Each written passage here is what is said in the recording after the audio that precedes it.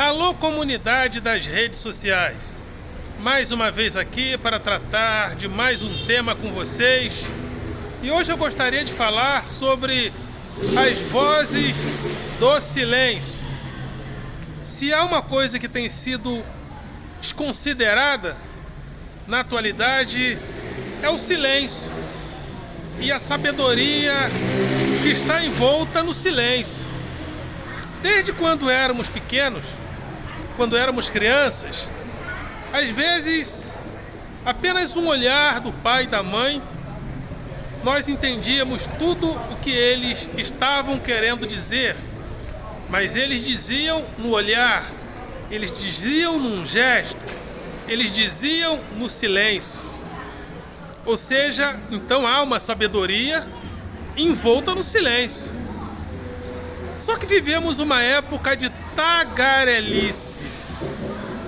Uma época onde as pessoas se sentem na necessidade de dizer, de falar, de teclar, de postar, de digitar, porque é como se as pessoas precisassem desenvolver rapidamente uma resposta.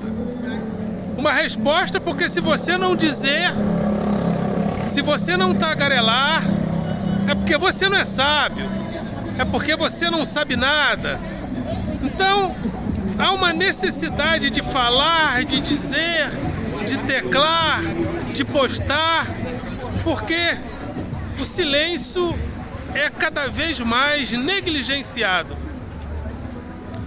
E algumas falas tagarelas, eu reputo como quase como uma coisa extraordinária. Por exemplo, um sujeito chamado Rodrigo Constantino, um sujeito de extrema direita, daquela extrema direita bem tosca e bem bolsominion. Esse sujeito, ele disse numa determinada fala, onde ele estava se referindo ao estupro. E ele teve a cachimônia de dizer que caso a filha dele viesse a sofrer um estupro, ele não ficaria indignado. Primeiro, ele investigaria para saber em que condições a filha dele sofreu o estupro. A coisa foi tão constrangedora que parece que em uma das emissoras que ele trabalhava, ele foi demitido, se eu não me engano, eu não me lembro aqui, mas essa notícia circulou. E a própria filha veio à tona, veio a público, cheia de constrangimento, até chorosa, de uma certa forma tentar consertar a bobagem que o pai falou. Porque a tendência de pais, de mães, de irmãos é defender o seu consanguíneo até às vezes de forma injusta. Só que num caso de estupro, a pessoa que estupra está sempre errada e a pessoa estuprada está sempre certa. Mas não. Neste caso não. Neste caso vale a tagarelice. Neste caso vale a bizarrice. E a bizarrice, ela é engraçada porque existem pessoas que elas têm uma certa vocação à profundidade. A filosofia, ela nos leva a certas reflexões, onde nós nos aprofundamos nos temas, onde nós nos aprofundamos nos assuntos. E existe esse grupo de extrema-direita que surgiu, eles têm muita dificuldade de fazer abstrações.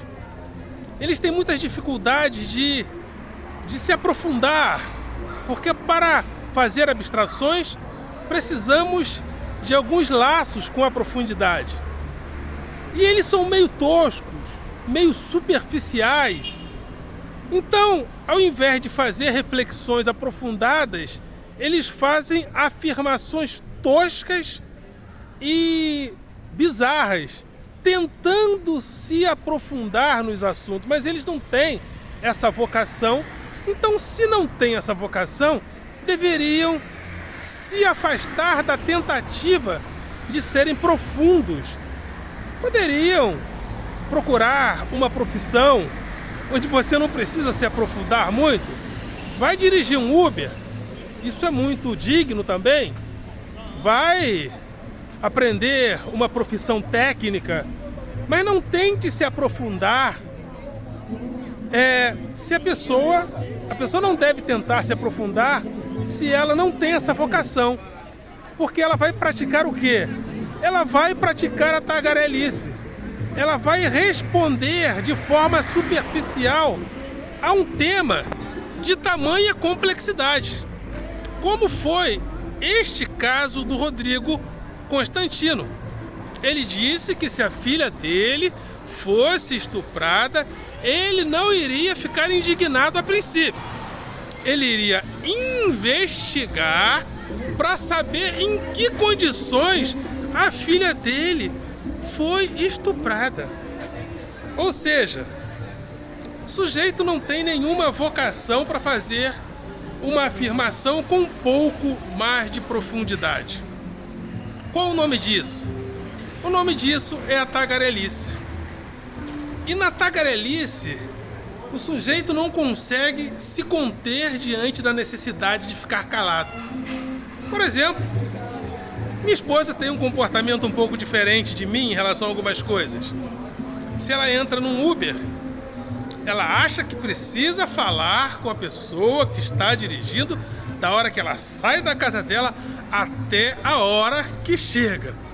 Eu não gosto disso porque eu acho isso um pouco de tagarelice. Eu não preciso falar, eu não preciso conversar com a pessoa que está dirigindo o Uber, com a pessoa que está do meu lado, com a pessoa que está numa fila, para ter o que dizer, porque senão a situação fica sem graça. Não.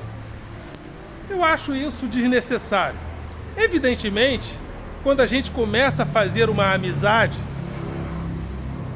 com alguém, quando a gente quer se aproximar, inclusive, amorosamente de alguém, nós não podemos deixar o vácuo. Aí é necessário que haja as palavras. As palavras, neste ponto, nesta situação, elas são necessárias. Mas em outras situações, as palavras não são necessárias. Inclusive, quando nós convivemos amorosamente com alguém, ou quando nós nos damos bem com os nossos familiares, ou temos uma amizade de longa data, nós entendemos que podemos estar do lado daquela pessoa, ou dessas pessoas, inclusive em silêncio, porque o próprio silêncio já diz alguma coisa a respeito da companhia, do bem-estar que aquela pessoa faz em relação a nós. Ou seja, se temos uma boa amizade, se temos boas relações, entendemos que podemos estar calados do lado daquela pessoa.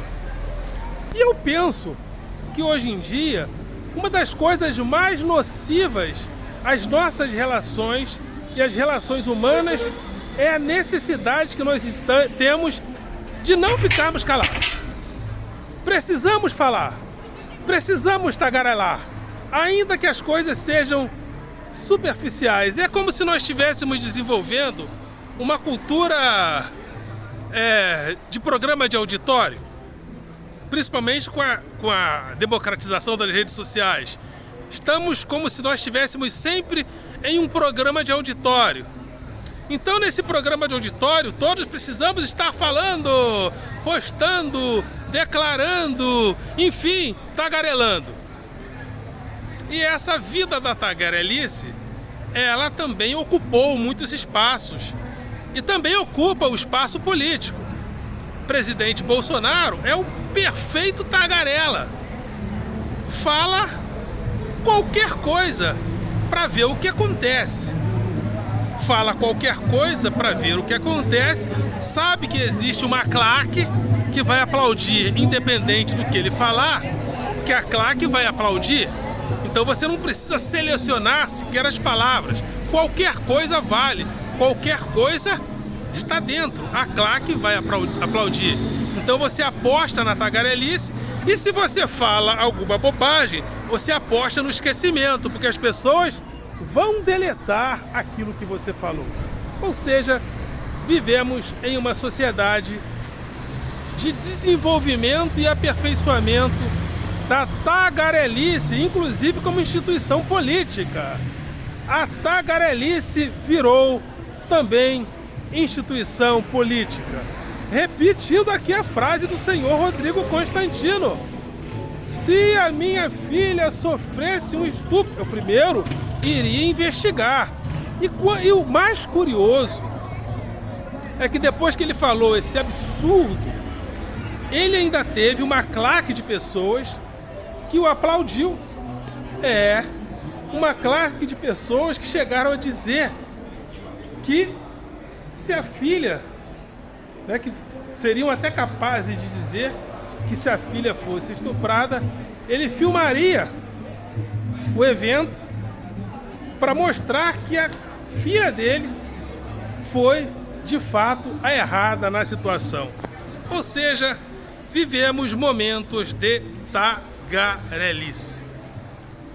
Mas, como nós, pensadores, filósofos e professores, não podemos ficar calados diante da tagarelice, a gente lança o desafio da profundidade, lança o desafio do aprofundamento, lança o desafio da anti-tagarelice, a falar que a gente procure o mínimo de conteúdo na fala, porque senão a gente cai na tagarelice, da necessidade de ter que falar, da necessidade de ter de dizer, da necessidade de ter que teclar e da necessidade de ter que postar. É isso aí, diga não à tagarelice, vem comigo, vamos estudar, vamos refletir e vamos nos aprofundar, ok, galera? Vocês são do coração.